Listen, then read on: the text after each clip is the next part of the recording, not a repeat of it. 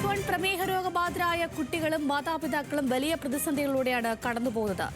രോഗബാധിതരായ കുട്ടികൾക്കും കൗമാരക്കാർക്കും സമഗ്ര ആരോഗ്യ പരിരക്ഷ ഉറപ്പുവരുത്താൻ സംസ്ഥാന സർക്കാർ 2018 ആവിഷ്കരിച്ച് നടപ്പിലാക്കിയ മിഠായി പദ്ധതിയുടെ പ്രവർത്തനവും ഇപ്പോൾ അവതാളത്തിലാണ്. പുതിയ സർക്കാർ അധികാരത്തിലേറുമ്പോൾ കൂടുതൽ പരിഗണന ലഭിക്കുമെന്ന പ്രതീക്ഷയിലാണ് രോഗബാധിതരായ കുട്ടികളും മാതാപിതാക്കളും.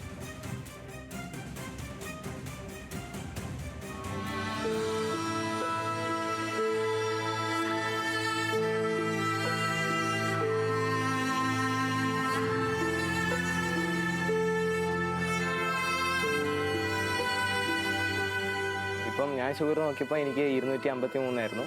അപ്പം എനിക്കിപ്പം ഇതൊന്നും കഴിക്കാൻ പറ്റില്ല. കാരണം ഇപ്പം മിഠായിൽ നിന്ന് വരുന്ന ഇൻസുലിൻ 6 ആണ്.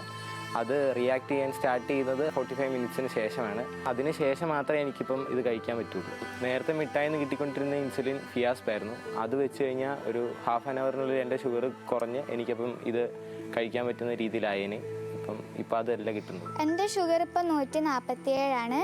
ഞാൻ നിലവിൽ മിഠായിൽ കൊടുത്തുകൊണ്ടിരിക്കുന്ന ഇൻസുലിൻ 6 അല്ല മേടിക്കുന്നത്. പകരം ഞാൻ തന്നെ പൈസ മുടക്കി ഫിയാസ്പ് എന്ന് പറഞ്ഞ ഇൻസുലിനാണ് മേടിക്കുന്നത്.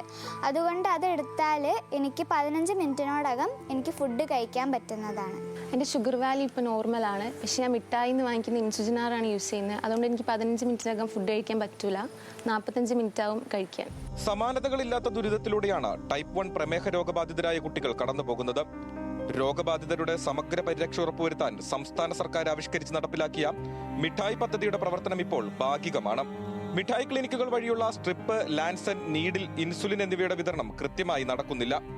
ഇൻസുലിനുകൾ ഇടയ്ക്കിടയ്ക്ക് മാറുന്നത് രോഗബാധിതരായ കുട്ടികളുടെ ശാരീരികാവസ്ഥയെ പ്രതികൂലമായി ബാധിക്കുന്നതായും മാതാപിതാക്കൾ പറയുന്നു.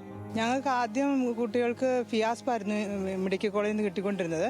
അത് കൊടുക്കുമ്പോൾ ഏകദേശം നോർമലായിട്ട് ഷുഗർ പോകുമായിരുന്നു. പക്ഷേ ഇപ്പോൾ ഈ ഇൻസുലിൻ 6 കിട്ടിത്തുടങ്ങിയ പിന്നെ ഷുഗർ നോർമലേ അല്ല. പിന്നെ ഒന്നാതെ ഇവർ ഹോസ്റ്റലിലൊക്കെ പഠിക്കാൻ പോയി, ഡിഗ്രിയൊക്കെ പഠിക്കുന്ന പിള്ളേരൊക്കെ ഉള്ളതുകൊണ്ട് ഇൻസുലിൻ വെച്ച് കഴിഞ്ഞിട്ട് 3/4 മണിക്കൂർ ഭക്ഷണത്തിന് വെയിറ്റ് ചെയ്യണം. പക്ഷേ അത് ഹോസ്റ്റലിലൊന്നും നടക്കില്ല.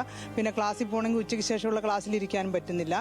അതൊക്കെ ബുദ്ധിമുട്ടാണ്. 5 നേരം ഇൻസുലിൻ വെക്കുമെങ്കിലും ഒരു കാര്യമില്ല. ഇടയ്ക്ക് കൂടി ഇടയ്ക്ക് കുറഞ്ഞുകൊണ്ട് പോയിക്കൊണ്ടിരിക്കുകയാണ്. നിലവിൽ സാമൂഹ്യനീതി വകുപ്പിന്റെ ഭാഗമായ മിഠായി പദ്ധതി ആരോഗ്യ വകുപ്പിന്റെ ഭാഗമാക്കുമെന്നും ആരോഗ്യ വകുപ്പിൽ പ്രഥമ പരിഗണന ടൈപ്പ് 1 പ്രമേഹ രോഗബാധിതർക്ക് നൽകുമെന്നുമുള്ള UDF മാനിഫെസ്റ്റോയിൽ പ്രതീക്ഷ അർപ്പിക്കുകയാണ് രോഗബാധിതരും മാതാപിതാക്കളും. വളരെ പ്രതീക്ഷയോടുകൂടിയാണ് നമ്മൾ മാനിഫെസ്റ്റോയിൽ കഴിഞ്ഞ 2 മാസം മുമ്പ് കാര്യങ്ങൾ അവതരിപ്പിച്ചിട്ടുണ്ടായിരുന്നത്. നമ്മൾ പറഞ്ഞ എല്ലാ കാര്യങ്ങളും തന്നെ അതിലെടുത്ത് വന്നിട്ടുണ്ട് എന്നുള്ളതാണ് വലിയ സന്തോഷമുള്ള കാര്യം.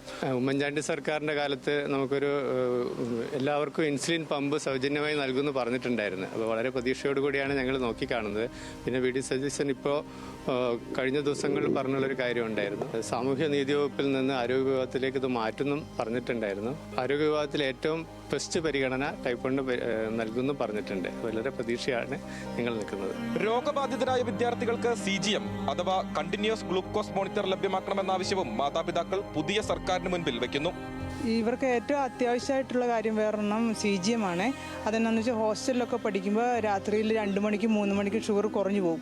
അപ്പോൾ ഞങ്ങൾ അടുത്തില്ല. ഞങ്ങൾ CGM കിട്ടിയാൽ അത് അവരുടെ കയ്യെ വെച്ച് കൊടുത്താൽ ഞങ്ങൾക്ക് വീട്ടിലിരുന്നുകൊണ്ട് തന്നെ ഇതിൻ്റെ ഷുഗർ എത്രയാണെന്ന് അറിയാൻ പറ്റും. അപ്പോൾ ഞങ്ങൾക്ക് വിളിച്ച് വരെ എണീപ്പിക്കാൻ പറ്റും.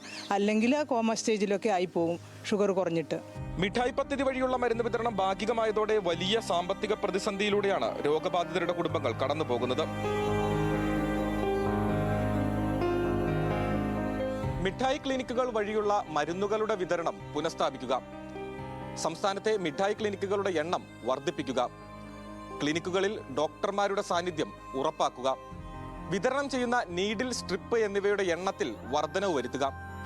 എന്നിങ്ങനെ പുതിയ സംസ്ഥാന സർക്കാരിന് മുൻപിൽ രോഗബാധിതരായ കുട്ടികളും മാതാപിതാക്കളും വെച്ചിട്ടുള്ള ആവശ്യങ്ങളിൽ അനുഭാവപൂർണമായിട്ടുള്ള ഇടപെടൽ സംസ്ഥാന സർക്കാരിന്റെ ഭാഗത്തു നിന്നും ഉണ്ടാകുമെന്ന പ്രതീക്ഷയാണ് മാതാപിതാക്കളും രോഗബാധിതരായ കുട്ടികളും പങ്കുവെക്കുന്നത്. Benson Babu Mangattu, news Malayalam, Kozhikode.